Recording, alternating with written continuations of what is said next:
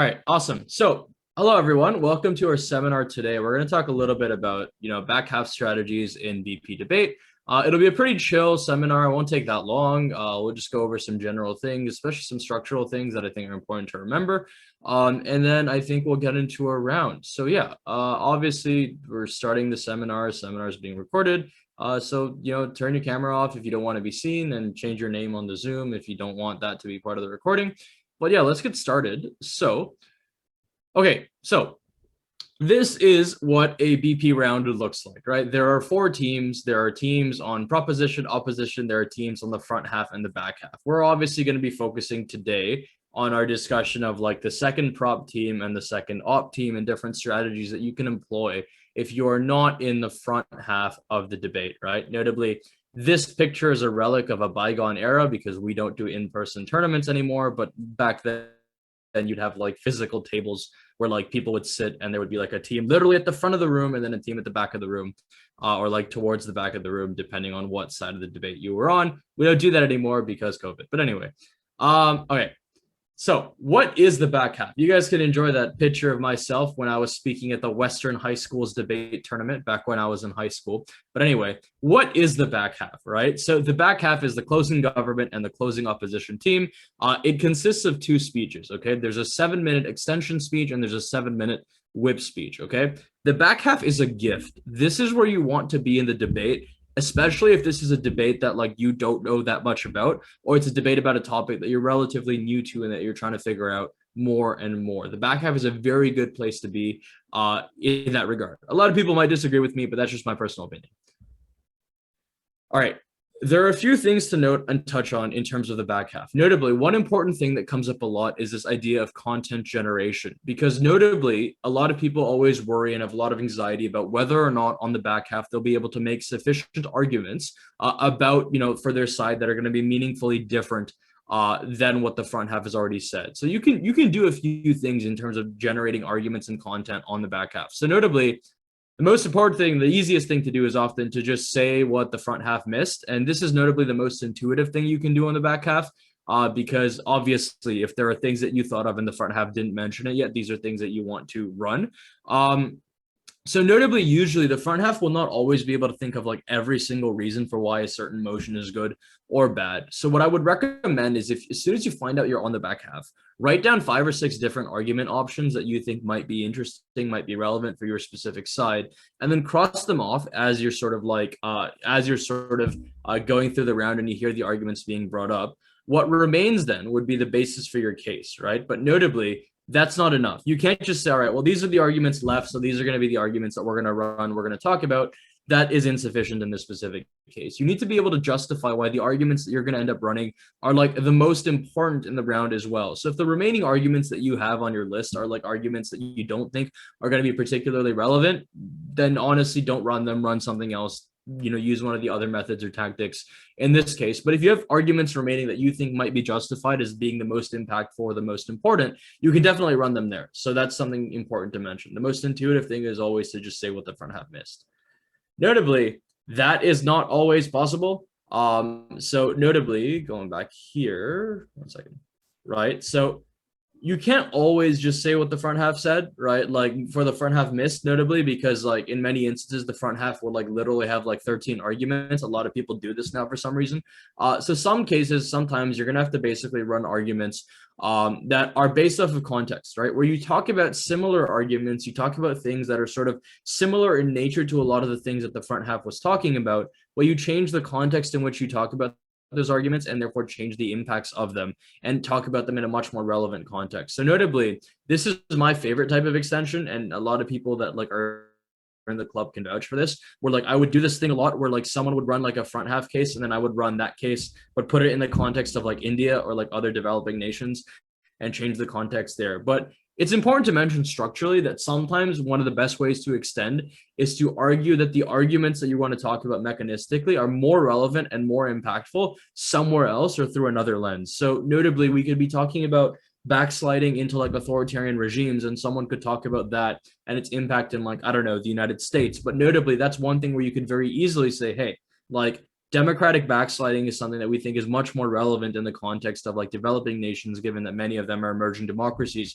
So we're going to do some specific analysis on the impacts there. So in some cases, you can change the context by switching from, talking about developed nations to developing nations in a lot of instances and talk about why they're more relevant of an actor to discuss. Sometimes you can switch the context from like authoritarian regimes to democracies and vice versa, depending on how the debate has gone so far. In many cases, there might be an argumentation made in the front half that's very principled and neglects practical considerations, or vice versa. Sometimes you can do a switch there as well. In a notable ways. So we have an example motion here, right? And the motion is that this House would allow for the provision of free goods to give away at political rallies. Notably, you could run this in the developed world, right? Like you could run this as a discussion of like, I don't know, Canada or the US or the UK. But if that's what your front half does, you're more than within your rights in this case and in this motion to be like, hey, this probably matters a lot more in developing nations in which political rallies exist in like emerging democracies, in which historically governments have like been plagued with like a lot of accusations of corruption. This might be viewed as a potentially more relevant thing in this specific context in that case, right? So you could very easily change the context in this case and talk about it in a much more relevant way, even if you're still building on similar arguments, or you're building on similar sort of structures as the front half has already touched on, by changing the context in a completely different way and justifying why that context is significantly more important, more relevant, and the arguments then become more impactful is something that you can do strategically there as well. Sometimes this is like the worst case scenario that you might end up in. Sometimes you can't switch the context and you can't run something different because everything's already been said and you literally can't like run something. You could just talk about the same points, but then analyze them differently. Obviously, this is not your go-to option for a number of reasons. One, this is like the toughest thing to do, and it's also the easiest to get called out as derivative for, but like sometimes you got to do it if there's like nothing else you can think of. So notably, sometimes the arguments themselves might be very good in the front half, but they're just like analyzed in like a really terrible way. And they're not argued for and like lobbied for in the most effective way. So the back half then would have the option of using the same argument, but then justifying it, and making their point of difference with the front half, like the way in which the argument is actually built out as opposed to the argument itself. So one example that I gave you of this, because this is a little bit hard to sort of envisage, is this idea of like this House believes that political parties in the US don't respond to the needs of the voters. If you're on opening government, I mean, you could think of a lot of reasons for why this necessarily might be true. But if opening government goes up and says, okay, like this is true because political parties make it tougher to vote, that's a good argument. That's actually pretty true, right? Like a lot of political parties in the US do make it tougher to vote. But then if the argument is then justified by saying they don't offer people free rides to polling stations and this is bad, that's a fine way to make the impact and the argumentation there. But notably, I think you can touch on like something that might be even more impactful in the context of how they make it tougher to vote. I think if you're on CG, you would be able to say, look, we agree with the argument that political parties make it tougher to vote, but we don't just think the problem is mostly about like whether or not people get free rides to polling stations. We think a much more impactful way to make this argument is talking about how necessarily there are political parties that are outwardly passing like discriminatory voting laws to systemically keep out oppressed groups from voting in the first place, from participating in the political process. And we think this is just a much more impactful way to engage with this argument. That's a significant point of difference. You might still get called derivative because you're saying that like you're still going to make an argumentation about making it tougher to vote, but it's a lot harder to get called out as derivative when you can build out the argument in such a different way, in such a different context, and in such like a much more relevant context in that specific way. That means that you end up actually making a substantially better case in that specific scenario. It's obviously never going to be that easy. I think in many instances, like it's very difficult to analyze the same argument differently in a much stronger way. Like that's not always going to be possible, but notably it's important to mention that this strategy is available to you in some instances if you're not able to necessarily think of new arguments or change the context of arguments that have already been made. Okay, there's this notion of like the turf being burnt if you're new to debate. If you're new to debate, like this is something that's like super important to mention, but like basically like the turf being burnt refers to the idea that like the front has used up every single argument and therefore there's like nothing left to run. Notably, like this says 5 minutes, but adapt to the 7-minute context of university debating. Like 7 minutes is not long enough to talk about every single argument that could ever exist about a particular case. So there are going to be missed arguments in most cases, or there are going to be arguments that are made poorly, right? You might not have both, but you'll have at least one of them that you can revert to and use the strategies that we talked about previously in the seminar to sort of deal with this idea of the turf being burnt. Okay, why is the back half awesome? What are some really good strategic advantages that you should take advantage of if you are on the back half, right? The first one and the most evident one is like, if you don't know what the debate is about, the back half is a great. Okay, if you want to change what the debate is about, right? You want to change the perspective and the lens of the back half from the back half, right? Like notably, this is a great place to be strategically as well. So a lot of the times, if you're on the back half, a lot of people say this thing where they say like, okay, something is a back half debate, right? And that really means that like, basically, like it's a debate in which only the back half teams have meaningfully engaged and correctly understood what the motion was supposed to be about, what was actually supposed to be debated. A lot of the times teams just like say this, but it's not actually true, but they say it as like a strategic tool to make it seem like the front half teams are less relevant or just completely irrelevant than they actually were. If you notice in your round that like the front half has just like gone off on a tangent, hasn't really talked about the important points, hasn't really explored it, you can call this out and you can flag it for the judge and say, look, this is a back half debate. Like they talk about all this random stuff that's not relevant. Only we talk about in a specific case, like what are the actual, like, you know, like the most relevant arguments, right? If you can do this and you can do this effectively and the judge buys that the front half is irrelevant, you've taken at least a 2. Congratulations, right? Notably, the burden of proof for this is very high, so it's not always going to be possible. But if it's available to you, definitely take this option. As the back half, you can reorganize the priorities of the round to suit your side, and the front half can't really do anything about it because they don't get to speak after you. So they might try to POI you here and there, but that's always things that you can respond to. So notably, if you decide to prioritize what the round should be about in this back half part of this debate, and the front half doesn't agree with your prioritization, like good luck, tough luck for them, right? You're able to do that. The judge probably might buy it because you're sort of later in the round and there's recency bias and all that stuff. But also just like on top of that, like if it doesn't work, it doesn't work. And like at best, the round that gets weighed with all 4 teams, right? But if this does end up working and you manage to adequately change the prioritization, like you've done a very good job in terms of making sure your team places at least in the top half.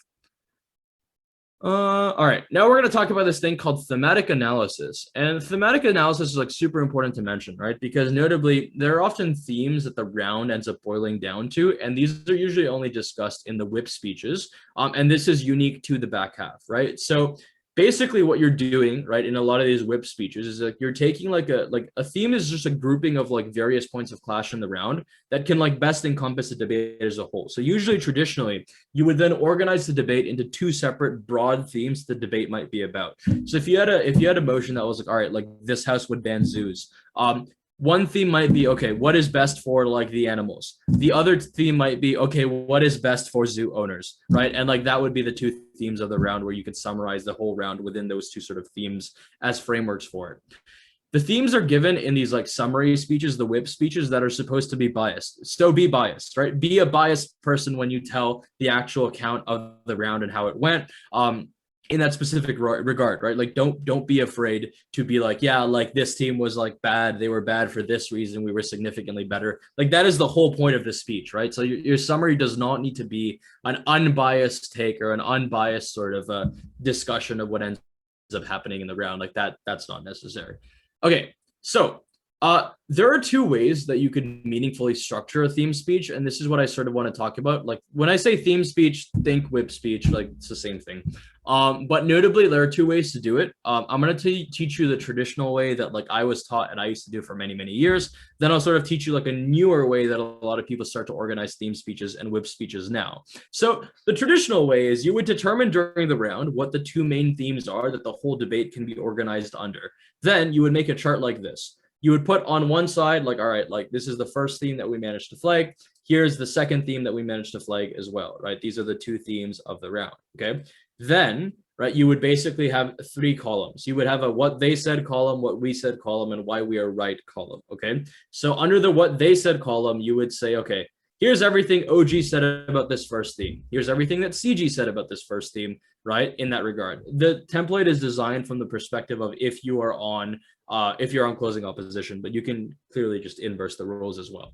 But notably, right, you would say, all right, here's what they said. Okay. Then you would say, all right, here's what we said in response to this during the round. Then you would do lastly a comparative analysis. Like, all right, like here's what they said, here's what we said. Here's what we said is meaningfully better, more relevant, more important than anything that they said on their side of the round, right? So you would do this for this first theme, you would then do that for the second theme, and then that would then take you to the end of your whip speech. Notably, over recent years, there's been a development towards a new structure for theme speeches and whip speeches that looks a lot more like this, right? So notably, instead of dividing it based off of themes and like instead of dividing it based off of like general categorizations for the round as a whole, instead you decide to do much more of a team by team analysis of what was happening in the round. So you would put OG, CG, and then OO. Remember, this is a template that assumes that you're on CO. And then you would put them down and then you would do a number of things, right? So similarly, you would still write down, all right, here's what they said that's meaningful, right? But instead of like organizing it under the themes, you just organize it by team so that in your speech, you're able to say, all right, first we're going to look at OG. Here's what they said. Here's what we said in response. Here's what they said. Here's what we said in response, yada, yada, yada. And then the why we're better column, right, ends up being the third column. And here's just where you do the comparative analysis. That would stay constant for the CG team as well, right? You would deal with the other team on your oppositional bench. Then you would then also talk about your front half team. You can talk about what they said. You can talk about what you said. But here you are not refuting, right? You cannot refute your front half, but you can explain to the judge why you're not derivative, right? You can explain to the judge why your points are significantly more unique, why they're significantly more relevant, and they're significantly more impactful. So you would do that at the end, right? So what are some advantages and of both systems, basically, right? So of the old method was very good for like summarizing ideas that are brought up in the debate, even if they don't necessarily get into like the specific team by team breakdowns as much. And it also makes you seem like a winner in like more absolute terms, because you're not just like really proving why you win relevant to other teams. You're just also proving like why you win relevant to like important overarching ideas of the round. So like it's a very sort of encompassing method in that regard, but it deals more specifically with ideas. The new method is sort of seen as more effective now because like notably it's not as limiting in some cases, because notably it's very difficult to like summarize complex rounds that brought up a variety of different types of arguments into just two themes. Like that seems very restrictive, and the new method doesn't really have that limitation. And secondly, it's much more direct, right, about why you beat other teams. So notably, like you can literally just be like, all right, we beat this team because, we beat that team because, and like we're better than our front half because. And this might actually help the judge with the RFD, because if you're doing the weighing for them in this speech, then this actually might actually reinforce. If you're correct about the weighing, then this might actually help the judge also as well, like figure out in the RFD, like, you know what, fair enough, their weighing was correct. We buy that weighing. We're going to decide to give them this point of contention over this team because of that reason, right? So, I mean, like, obviously, like, this might not sway the judge if they're not convinced by your logic for why you're better than the other teams, but provided that you're good at proving why you're better than the other teams, you necessarily could, you know, influence and sway the judge. Obviously, don't do what Ethan Curry did one time, where Ethan Curry literally just gave an RFD as their whip speech in one of the rounds that ended up happening. I don't remember what tournament that was, but don't take it to that extent. But obviously, your whip speech can still, you know, be useful for the judge's RFD if you choose to use the new method in that specific regard. I think that takes us to the end of our presentation. If anyone has any questions, please do let me know. But if not, I think we can stop recording.